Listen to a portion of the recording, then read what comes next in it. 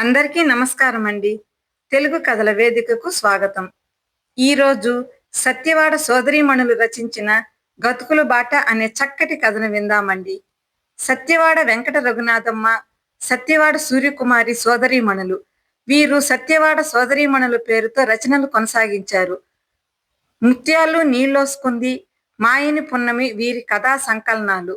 గుడిసెలో గులాబీలు, జీవన మురళి, శాంతి ప్రియ, ఓ సుమతి కథ వీరి నవలలు. ఇక కథలోకి వెళ్దామండి. May I come in sir?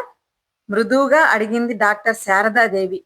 ఆ రోజుకి తన పని పూర్తి చేసుకుని ఇంటికి వెళ్ళబోతూ మందుల బీరువాకు తాళం వేస్తున్న శ్రీధర్ ఆమె స్వరాన్ని గుర్తుపట్టాడు.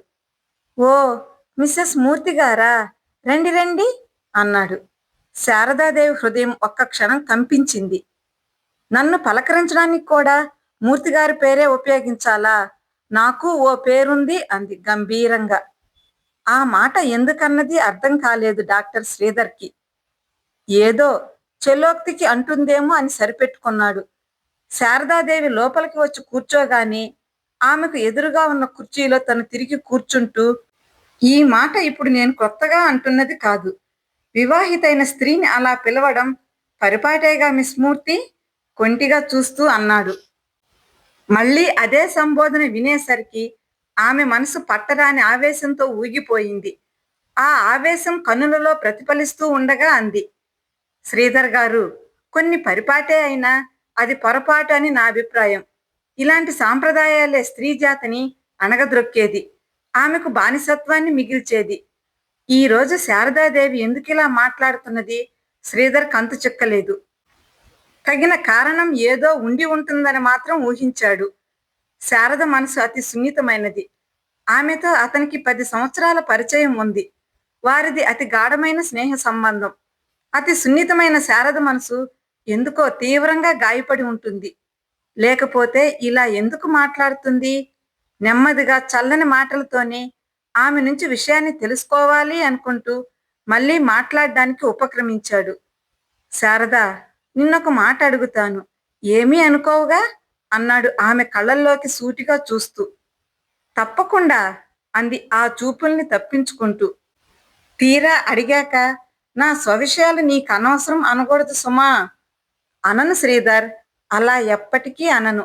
ఈ రోజు నా మనసులో బాధంతా నీతో చెప్పుకోవాలనే ఇలా వచ్చాను అంది.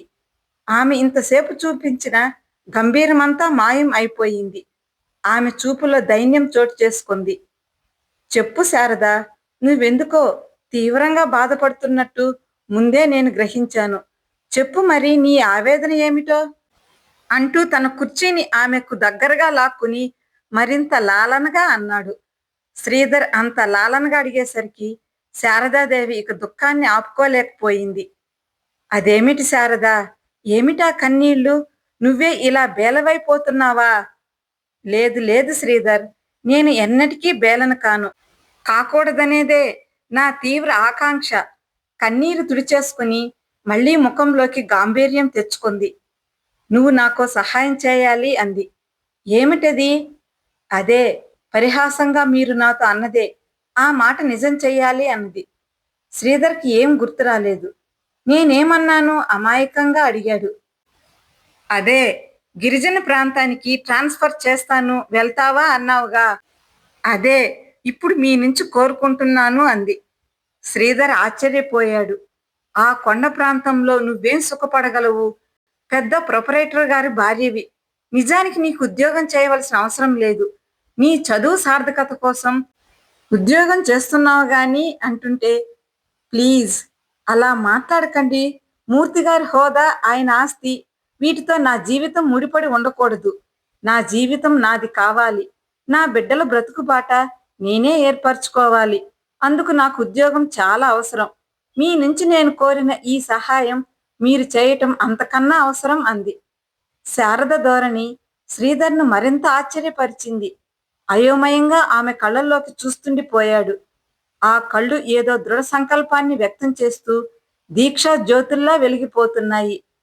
నా జీవన మార్గంలో అవరోధాలుగా బండరాయి లాంటి అతని హృదయం, పల్లేరుకాయ లాంటి అతని ధనం ఉండటానికి వీల్లేదు. ఏమిటి శారదా నువ్వంటున్నది? తొందరపడి ఇలాంటి నిర్ణయాలు తీసుకోవడం అంత మంచిది కాదు. నీకు తెలియదు శ్రీధర్, తొందరపాటని ఆలోచిస్తూ కాలం కరిగించేయటం అవివేకం అనిపించుకుంటుంది. నా పిల్లల భవిష్యత్తు దృష్టిలో ఉంచుకుని నేను ఈ నిర్ణయానికి రాక తప్పలేదు. డబ్బులోనే సుఖముందని, భర్తకు దూరమైన స్త్రీ జీవితం అగచాట్ల పాలవుతుందని ఆత్మవంచన చేసుకుంటూ పోతే పిల్లల భవిష్యత్తు దెబ్బతింటుంది అంది శారద. అందుకని ఒంటరిగా బ్రతకటానికి నిర్ణయించుకున్నావా? బాగా ఆలోచించుకో శారద. ఎలాగైనా సర్దుకుపోవటానికి ప్రయత్నం చెయ్యి, అతనే దారికి రావచ్చు అన్నాడు. అది అసంభవం శ్రీధర్. ఆ ఇంట పెరిగితే పిల్లలు మంచి పౌరులుగా తయారు కాలేరు. అతని నీడలో నేనుంటే వాళ్ళని ఉన్నతులుగా తీర్చిదిద్దలేను. అతని సంస్కారం పిల్లల మీద ప్రతిఫలించక తప్పదు అంది. పొరబడుతున్నావు. మట్టిలోనే బ్రతుకుతూ తన శరీరానికి మాలిన్యం సోకకుండా బ్రతికే కుమ్మరి పురుగును చూడలేదా నువ్వు? అలానే అతనితో కలిసి జీవిస్తున్న ఆ చిన్ని ప్రాణిని ఆదర్శంగా తీసుకుని తల్లిగా నీవు కోరుకున్న రీతిలో నీ బిడ్డల్ని తీర్చిదిద్దు అన్నాడు. అది అసాధ్యమే. మా మార్గాలు ఎప్పటికీ కలయవు. మూర్తిలో ఇక ఎలాంటి పరివర్తన రాదు. నేను ఆశించడం లేదు కూడా. మేం విడిపోతేనే పిల్లల భవితవ్యానికి మంచిది అంది. 10 ఏళ్ల క్రితం ఎంతో ఉత్సాహంగా అందం, ఆనందం, చదువు ముప్పేటల హారంగా ధరించి తన మనస్సును ఆకట్టుకుని ప్రాణ స్నేహితురాలైన శారదకు ఇప్పటి శారదకు అసలు పోలికుందా అనిపిస్తుంది. ఇద్దరి మధ్య అరమరకలు లేని స్నేహం. ఏ చిన్న విషయమైనా ఒకరితో మరొకరు సంప్రదించుకునేవారు. ఎలాంటి అభిప్రాయాలైనా నిస్సంకోచంగా వెలువరించుకునేవారు.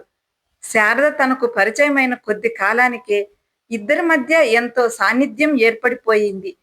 ఒకే కాలేజీలో చదవకపోయినా డాక్టర్ పట్టా తీసుకుని తనకు బాగా కావలసిన డాక్టర్ రామనాథం దగ్గరకు అసిస్టెంట్గా వచ్చింది. అప్పటికే 2 సంవత్సరాలుగా అతని దగ్గర అసిస్టెంట్ సర్జన్గా ఉంటున్నాడు తను. రామనాథం గారే శారదను తనకు పరిచయం చేశారు. అప్పుడు అతనన్న మాటలు ఇప్పటికీ తను మర్చిపోలేదు. చదవటమైతే శారద ఈ చదువు చదివింది గాని ఉత్త అమాయకురాలు. పువ్వులాంటి మనసున్న నా మేనకోడలికి నువ్వే ఈ వాతావరణాన్ని అలవాటు చేయించి ఈ వృత్తిలోని మెలకువలే కాక జీవితానికి ఉపకరించే ఎన్నో విషయాలు నీ స్నేహంలో శారద నేర్చుకోవాలి. ఆ మాటలు విన్న క్షణం రామనాథం తన పైనేదో బాధ్యత మోపినట్లు అనిపించింది. అందుకే ఈనాడు ఇంతగా గుర్తు వస్తున్నాయి ఆ మాటలు. కానీ శారద ఇప్పుడు తన సలహా పాటించేలా లేదు. ఆమె నిశ్చయం దృఢ నిశ్చయంగా ఉంది. శారద భర్త నుంచి వేరుపడి తీరుతుంది. ఎందుకు ఇంతగా మనసు మార్చుకుందో? అసలు శారదకు సంసారిక జీవితం పట్ల ఎంతో కుతూహలం. తన భర్త ఇలా ఉండాలి, అలా నడుచుకోవాలి అని ఎన్నెన్నో ఊహలలుకుంది. అందగాడు, ఆస్తిపరుడైన మూర్తి తనను చేపడతానన్నప్పుడు ఆమె ఆనందం అవధలు దాటింది. అందమైన మూర్తిలాగే అతని హృదయాన్ని ఊహించుకుని మురిసిపోయింది. ఎంతటి సంపన్నుడో అంతటి సంస్కారవంతుడని సంబరపడింది. మిన్నంటిన ఆమె సంబరాన్ని చూస్తూ తను అడిగాడు, శారదా, ఈ రోజు నిజంగా నీలో ఇంత ఆనందాన్ని చూడగలుగుతున్నాను. ఎంతో కాంతివంతంగా వెలిగిపోతున్న నీ ముఖం చూస్తుంటే నిజంగా స్త్రీ జన్మ సార్థకత అదేనేమో అనిపిస్తోంది. ఏమంటావు అన్నాడు. శారద చిరు సిగ్గులు సిరునవ్వులు కలగలిపి వలకబోసింది. అందులోనే అతనికి సమాధానం దొరికింది. కాని అతని ప్రశ్నకు జవాబు చెప్పటం కోసం ఆమె గులాబీ పెదవులు విచ్చుకున్నాయి. అవును శ్రీధర్, స్త్రీ హృదయాన్ని నువ్వు బాగా అర్థం చేసుకున్నావు. రోగుల మధ్య బాధ్యతల బరువుతో గుండె దడదడలను మాత్రమే తెలియజేయగలిగే సెటస్కోప్ చేరువలో కత్తుల మధ్య కాలాన్ని కరిగించుకునే ఈ అమూల్య పదవికి తగిన అలంకరణ కంటే పతిదేవుని సన్నిధిలో ఆదర్శ గృహిణిగా అచ్చమైన భారతీయ వనితలా మమతల పందిరి అల్లుకోవటమే నాకిష్టం. వలపు విరులు విరబోయటమే నా జీవిత పరమార్థం అంది. అలా భావించే శారద ఇప్పుడు అందుకు పూర్తిగా భిన్నమైన మార్గాన్ని ఎలా అవలంబించాలనుకుంటోంది? అలా ఆలోచిస్తూ ఉండిపోయాడు శ్రీధర్. శారదాదేవి మనసులో కూడా ఆలోచనలు సుడులు తిరుగుతున్నాయి. నిజమే, తన నిర్ణయం శ్రీధర్ని ఆశ్చర్యపరచడంలో అర్థం లేకపోలేదు. తను ఎన్ని ఆశలతో ఎంతో ఆనందంగా తన దాంపత్య జీవనంలో అడుగుపెట్టిందో తెలుసు శ్రీధర్కి. భర్తని దైవంగా భావిస్తూ ప్రణయ జీవనమే పరమార్థంగా ఎంచుకున్న తను ఇలా ప్రవర్తించటం శ్రీధర్కి కొంత కలవరం కూడా కలిగించి ఉంటుంది. కానీ తను ఈ నిర్ణయానికి రావటానికి ఎన్ని బలమైన కారణాలు ఉన్నాయి. అవన్నీ తను ఇలాంటి నిర్ణయం తీసుకోవడం తప్ప మార్గాంతరం లేదని గట్టిగా చెబుతున్నాయి. నిన్న మొన్నటి దాకా జరిగిపోయిన ఎన్నెన్నో సంఘటనలు ఒక్కొక్కటి ఆమె కళ్ళ ముందు కదలాడుతున్నాయి. ధనస్వామి నన్న అహంకారం తప్ప మూర్తి హృదయంలో అనురాగమే లేదు.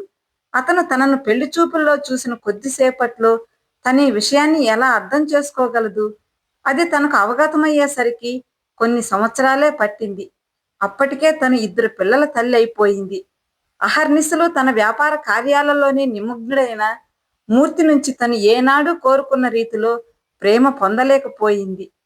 తొలిసారిగా తను అతనితో అంది, ఇంతగా పనుల ఒత్తిడితోనే మునిగిపోతే ఎలాగండి? మన ముచ్చట్లు ఎలా తీరాలి? జీవిత మాధుర్యాన్ని చవిచూసేదెప్పుడు అంది. మూర్తి అదోలా నవ్వాడు. అందరికీ చేదు మందులు పంచి ఇచ్చే నీకు మాధుర్యం తెలుసా? నన్ను అడిగితే మాధుర్యం మధువులోనే ఉందంటాను. విలాసంగా జీవించాలంటే లెక్కలేనంత డబ్బు కావాలి. అది నాకు ఉంది. కానీ ఇంకా ఇంకా కావాలి. అందుకే నేను ఎంత సమయమైనా వెచ్చిస్తాను. డబ్బుతో కొనగలిగే సుఖాలన్నీ కొనుక్కుంటూ జీవితాన్ని గడిపేస్తాను అన్నాడు. అంతేనా? మీరు నా నుంచి ఏమి కోరుకోవటం లేదా అంది. ఎందుకు కోరటం లేదు? నా తోవకు నువ్వు, నీ పిల్లలు అడ్డు రాకూడదు. అదే మీ నుంచి నేను కోరేది అన్నాడు. తను ఆ మాటలకు నిశ్చేష్టురాలైంది. అయితే పెళ్ళెందుకు చేసుకున్నారు? అప్రయత్నంగా అడిగేసింది. మళ్ళీ అతడు చిద్విలాసంగా నవ్వాడు. సరేలేవోయి, పెళ్ళనేది నా దృష్టిలో ఓ సాంఘిక మర్యాద అంతే. ఇప్పుడు నీకేం తక్కువైంది? అప్పుడప్పుడు నేను నీకు భర్త అందివ్వవలసిన సౌఖ్యాన్ని అందిస్తున్నానుగా. మూర్తి అలా అనేసరికి తనలో సహనం నశించింది.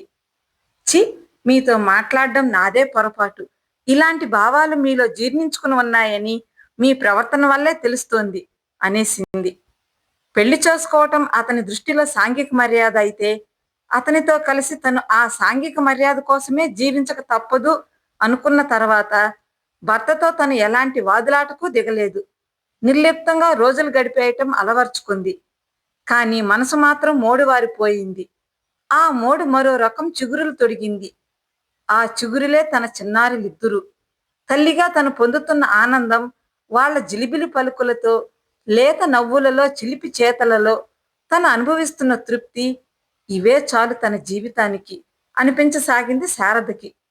కానీ అలా ఎంతో కాలం సంతృప్తి పొందలేకపోయింది. మరో రకం సమస్య ఆమెకు ఎదురైంది. పిల్లలిద్దరికీ కొద్దిగా ఊహ తెలిసినప్పటి నుంచి, అమ్మా, నాన్న రోజు ఎందుకు ఇంటికి రారు? వచ్చినా మమ్మల్ని ముద్దులు పెట్టుకోరేం?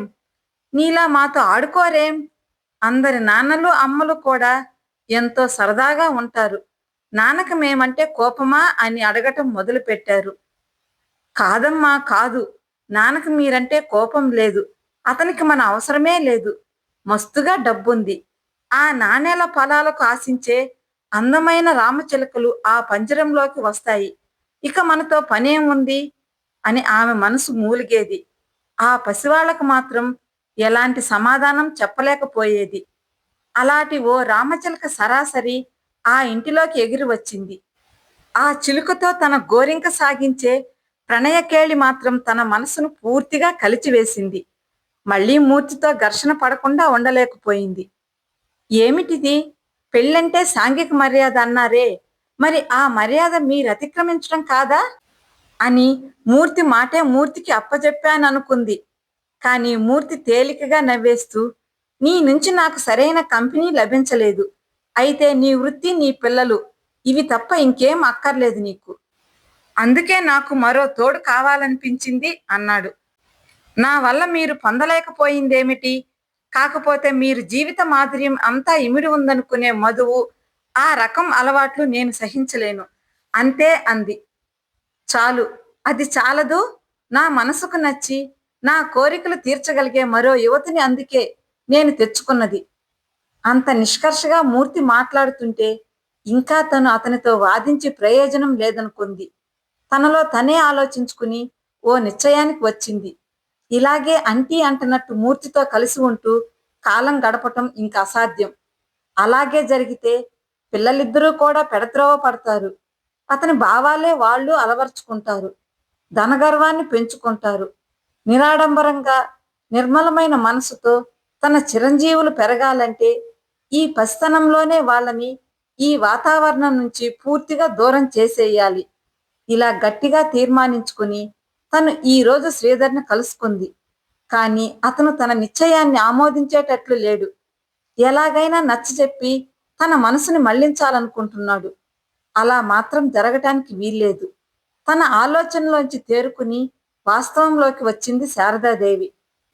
ఏమిటి శ్రీధర్ గారు, అలా మౌనంగా ఉండిపోయారే? నాకు మీరు ఈ సహాయం చేయదలుచుకోలేదా? శ్రీధర్ ఉలిక్కి పడ్డాడు. అలా అని కాదు శారద, ఎంత ఆలోచించినా నువ్వు తొందరపడుతున్నావేమో అనిపిస్తోంది నాకు.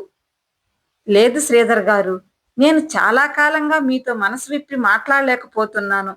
నా సంసార జీవితంలోని ఒడిదుడుకులు మీ దాకా రానివ్వటం ఎందుకని ఊరుకున్నాను. నేను క్షణక్షణం అనుభవించే మనోవ్యధతో కుమిలిపోతున్నాను. నా బ్రతుకునైతే ఈడ్చేయగలను, కానీ కన్నపిల్లల భవిష్యత్తును నాశనం చెయ్యలేను. వాళ్ళ కోసమే నేను ఇలా చేయాలనుకుంటున్నది అంటూ తన మనస్సులోని అలజడినంతా శ్రీధర్ ముందు వెలువరించింది శారదాదేవి. శ్రీధర్ విస్తుపోయి కూర్చున్నాడు. ఇప్పుడు చెప్పండి, నేను ఈ నిర్ణయానికి రావటం పొరపాటంటారా? అనలేరు, నాకు తెలుసు. నేను మూర్తిగారి నుంచి దూరం అయి నా స్వశక్తితో నా పిల్లల్ని పెంచుకుని ఉత్తమ పౌరులుగా దిద్దుకుంటాను. ఇప్పటికే వాళ్ళు ఈ సుఖాలకు అలవాటు పడిపోతున్నారు. ఎంత త్వరగా నేను కోరుకుంటున్నట్టు జరిగితే అంత మంచిది అంది శారద. నువ్వంటున్నది నిజమే గాని శారద, అప్పుడు మరో రకం సమస్య ఎదుర్కోవలసి వస్తుందేమో. ఆ విషయం కూడా ఇప్పుడే ఆలోచించుకోవాలిగా. కేవలం పిల్లల కోసమే ఆలోచిస్తే భర్తను వదిలేసిన స్త్రీగా ఈ సమాజంలో నువ్వు చులకనైపోవు. శారదాదేవి పేలవంగా నవ్వింది. ఇలాంటి భయంతోనే ఎంతో మంది తను బ్రతుకునే కాక పిల్లల భవిష్యత్తును కూడా చేతులారా నాశనం చేస్తున్నారు. ఒక్క మాట చెప్తాను వినండి శ్రీధర్ గారు. తల్లిదండ్రుల మధ్య సరైన అవగాహన లేక అభిప్రాయ భేదాలతో చీటికి మాటికి కీచులాడుకునే ఇంట పుట్టి పెరిగిన పిల్లలే దేశద్రోహులుగా, అంతకులుగా, దొంగలుగా, మరెన్నో దుష్కృత్యాలు చేసేవారుగా తయారవుతున్నారు. నా పిల్లల విషయంలో అలా జరగటానికి వీల్లేదు. ఎంత తీవ్రంగా ఆలోచించావు శారదా. నేనే కాదు, నీ అభిప్రాయం ఎవరూ కాదనలేరు. నువ్వు ఆశించినట్లే జరుగుతుందిలే అన్నాడు శ్రీధర్. శారదాదేవి మనసు తేలిక పడింది.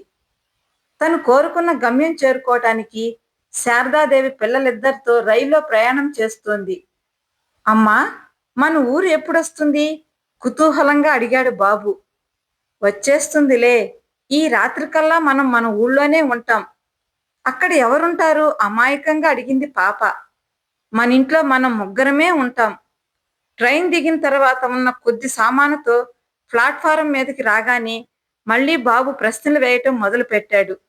మనల్ని తీసుకువెళ్ళటానికి కారు రాలేదే? ఈ రిక్షాలో ఎక్కిస్తావా ఏమిటి? అవును బాబు, పెద్ద పెద్ద ఆ కార్ల కన్నా చిన్న రిక్షాలే ఎంతో బాగుంటాయి అనేసింది. రిక్షాలో తన నివాసానికి పిల్లలిద్దరితో పయనం సాగిస్తోంది. గతుకుల బాటలో రిక్షా కదిలిపోతోంది. ఇంకా తను పయనించేది గతుకుల బాటయే అయినా తన బిడ్డలకు మాత్రం తమ బంగారు బాట ఏర్పరచాలి. ఎంత శ్రమించైనా ఏర్పరచగలుగుతుంది కూడా అనుకుంది శారదాదేవి. కథ సమాప్తమండి. కథ నచ్చితే లైక్ చేయండి, షేర్ చేయండి. కథపై మీ అభిప్రాయాన్ని కామెంట్ రూపంలో తెలియజేయండి. మరిన్ని చక్కటి కథల కోసం మన ఛానల్ని సబ్స్క్రైబ్ చేసుకోండి. కథ విన్నందుకు ధన్యవాదాలండి. మరలా మరో చక్కటి కథతో కలుసుకుందామండి. అంతవరకు సెలవా మరి.